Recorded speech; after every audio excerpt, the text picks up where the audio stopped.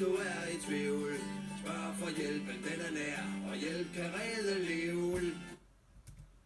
Historien om halvtuteren Danny-drengen. I den blomstrende studieby Aarhus boede halvtuteren Danny-drengen. Han ønskede sig brændende at blive en del af de berømte tutorguder på DBU, også kaldet UDV-eliten.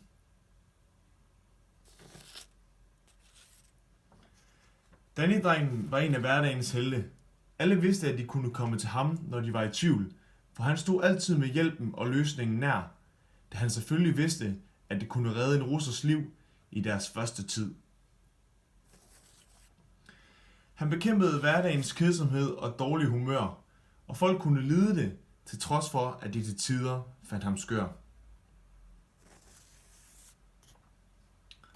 Han suste og bragede rundt for at hjælpe, fordi det eneste han ville, var at skabe ro i sind, samt fest og glæde. Han savnede der nogle at dele hverdagens heltegerninger med, da liv som enspænder til tider bragte ham selv i en tilstand af ensomhed. For inderst inde var han i sidste ende en teamplayer.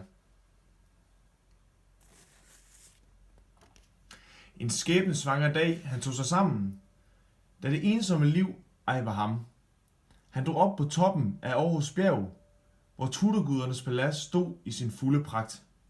Bank, bank på døren det sagde, og ud kom cheftutorerne, de allermægtigste af tutorguderne.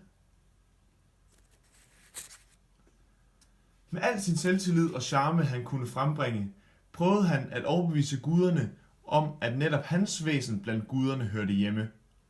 Men det gik ham ej som forventet, da døren han fik smækket i fjeset.